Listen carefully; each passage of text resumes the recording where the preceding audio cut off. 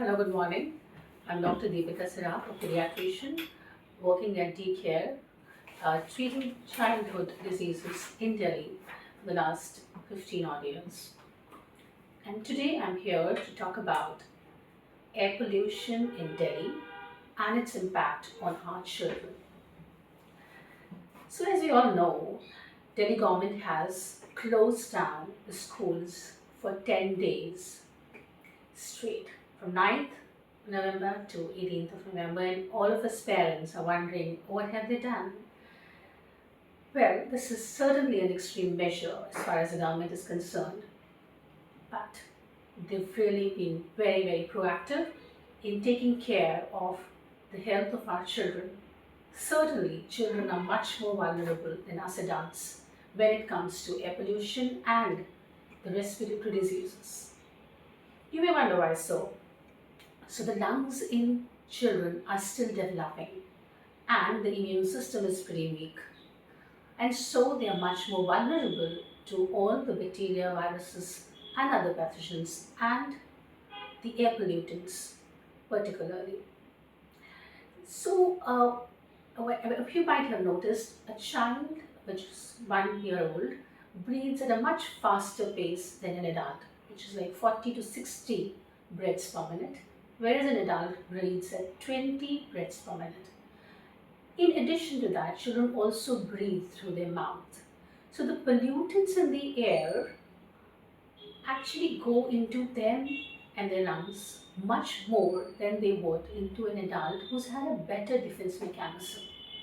So the particulate matter, and we know of the 2 PM 2.5, settles into their lungs, into their alveoli, into their airways, and does not allow the lung to expand as it should for the exchange of oxygen and carbon dioxide.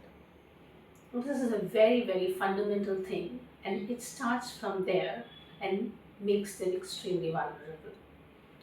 The silver lining to all this is that the body does give a signal before the disease actually develops. So in the beginning, the child may just complain to you that while playing any sport, he's having some difficulty at the end of the game. Or might say that he's having some exertional difficulty while climbing stairs. Or is complaining of burning in the eyes or burning in the skin, or a dry cough which is persisting for more than a few days. This is the beginning, initial stages, and if we do not take care at that time, it then gradually develops into asthma, bronchitis or pneumonia. So as parents, we have to be careful of the initial signals and then accordingly restrict the exposure of the child to the air pollutants. I agree that we cannot do much as the environment totally is affected. We are also part of that environment, but certainly we can take some measures like reducing the outdoor exposure of the child and providing them air pollution masks and taking care of our environment in the society, like avoiding burning of leaves or burning of fossil fuels, or reducing our own vehicular use, and also raising a concern towards the government that we need a cleaner air for our children. We also have certain vaccines which could prevent the children from being more susceptible to the diseases, like the influenza vaccine that we offer and is available, which offers a very good protection towards respiratory diseases. So these are very simple measures. Be mindful and take care of the health of your children. Thank you.